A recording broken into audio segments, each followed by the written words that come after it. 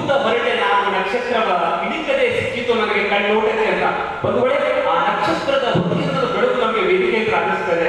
ಶ್ರೀಯುತ ಪ್ರಧಾನ ಕಾರ್ಯದರ್ಶಿಗಳೇ, ಅವರಿಗೂ ಕೂಡ ನನ್ನ ಪ್ರೀತಿಯ ಅವಕಾಶಕ್ಕಾಗಿ ಒಂದು ಅಭಿನಂದನೆಯ ಹೃದಯಪೂರ್ವಕವಾದ ವಿನಂತಿಯನ್ನು ಮಾಡಿಕೊಳ್ತಾ ಮಾನ್ಯ ಗಣಪತಿ ಅವರಿದ್ದಾರೆ, ಮತ್ತೆ ನಮ್ಮ ಮಹೇಶ್ ಗೌಡ್ಕರ್ ಇದ್ದಾರೆ. ಹಾಗೆ ಪುಷ್ಪ ಹೇಳುತ್ತಂತೆ ಒಂದು ಹೂವು ಬಂಧುಗಳೇ, ಹೂವಿನ ಮಕ್ಕಳನ್ನ ಎಷ್ಟೋ ದೂರ ಪ್ರಸರಿಸುತ್ತಂತೆ. ಆದ್ರೆ ಆ ಹೂವು ಕೊನೆಗೊಂದಿನ ಶಿವನ ಪಾದವನ್ನು ಕೇಳಿದಾಗ ತನ್ನ ಅಂತ್ಯಕಾಲ ಬಂದಾಗ ಒಂದು ಮಾತು ಹೇಳುತ್ತೆ, ಅದು ಈ 3 ದಿನದಲ್ಲಿ ತರಬೇತಿಯ ವಿಶೇಷ ಕಾರ್ಯಗಳನ್ನು ಸೂಚಿಸುತ್ತದೆ ಅಂತ ನಾನು ಅನ್ಕೊಳ್ತೇನೆ.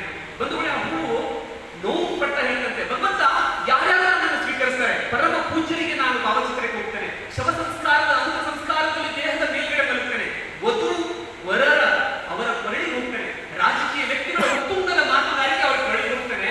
ಆದ್ರೆ ನನ್ನ ನೋವು ಆಗುತ್ತೆ ಭಗವಂತ ಅಂತ ಹೇಳ್ತಾನೆ.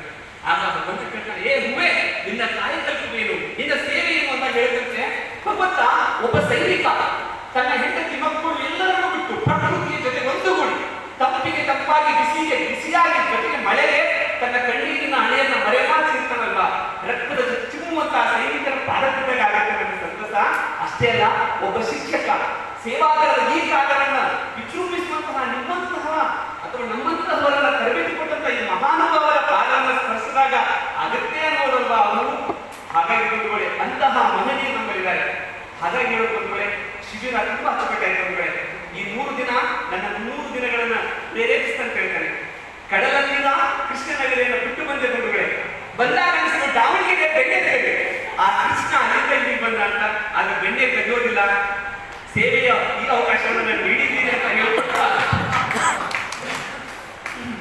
ಬಂಧುಗಳೇ, ಹಿರಿಯರಿದ್ದಾರೆ ನಮ್ಮ ಕಾರ್ಯಕ್ರಮ ಬಂಧುಗಳೇ. ಇವತ್ತೊಂದು ವಿಷಯ ಆಯ್ತು, ನಮ್ಮ ರಾಣ್ಯಕ್ಕೆ ಹೇಳಿದ್ರು, ನಾನು ಸೇವಾದಳದ ಕಿರಿಯರಿಗೆ ನಾನು ಮಾಹಿತಿ ಕೊಡ್ತೇನೆ ಅಂತ ಕೇಳಿ ಅಂತ ಬಂಧುಗಳೇ.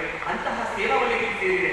ಜೊತೆಗೆ ಒಳ್ಳೆ ಶಿಸ್ತುಬದ್ಧವಾದಂತಹ ಆಸನಗಳಿರ್ಬೋದು, ಊಟ, ಎಲ್ಲರ ಜೊತೆಗೆ ಸಮಯ ಪಾಲನೆ, ವಿಷಯಗಳ ಗ್ರಹಿಕೆ ಎಲ್ಲ ನನಗೆ ಆಯ್ತು ಅಂತ ಹೇಳ್ತಾ ಇನ್ನೊಂದು ಚಿಕ್ಕ ಕವಿ ಸೂಚನೆಯನ್ನ ನಮ್ಮ ಸಂಘಟಕರ ಮತ್ತು ನಮ್ಮ ವೇದಿಕೆಯವರಿಗೆ ಅರ್ಪಿಸ್ತಾ ಮಾನ್ಯ ಗಣಪತಿಯವರು ಕೂಡ ಒಂದು ಸೂಚನೆ ಕೊಟ್ಟಿದ್ದಾರೆ.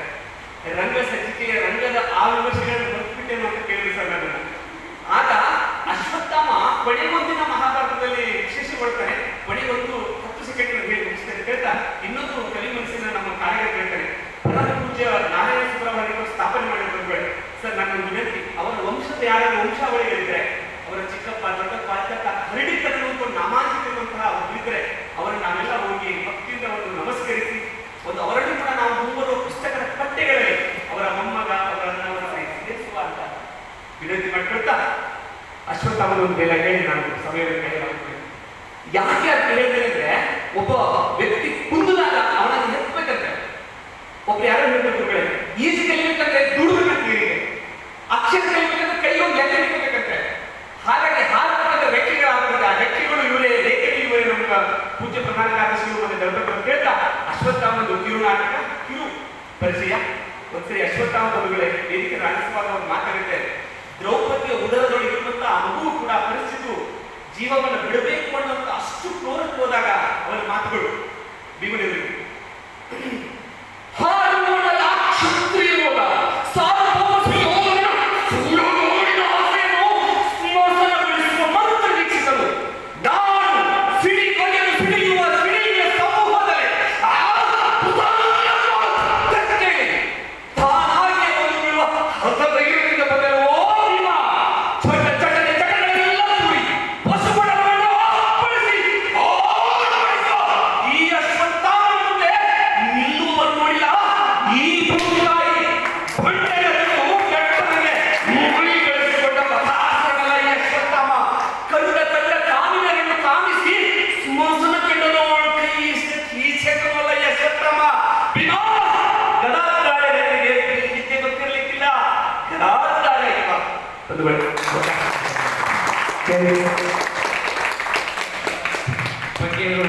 ಒಳ್ಳೆಯ ಸಾಹಿತಿಗಳು, ನಮ್ಮ ವಾಗ್ಮಿಗಳು ಮತ್ತೆ ಕಲಾಕಾರರು ಆಯ್ತು ಕೂಡ ಬೇಕಾಗಿಲ್ಲ. ನೀನು ಹೇಳಿದ್ರೆ ಈ ದರ್ಪಣ ಅವರಿಗೆ ಎಲ್ಲ ಮಲ್ಕೊಂಡ್ಬತ್ತೆ. ಜೊತೆಗೆ ಪ್ರಧಾನ ಕಾರ್ಯದರ್ಶಿಗಳು ನಿನ್ನೆ ಬೇರೆ ಕಡೆ ಕಳಿಸಲ್ಲ, ಹೋಗ್ಲಿ ದಾವಣಗೆರೆಯಲ್ಲಿ ಇರ್ತಾರೆ. ಅಭಿನಂದನೆಗಳು ಸಲ್ಲಿಸ್ತಾ ಈಗ ಹೊಸ ದಂಪತಿ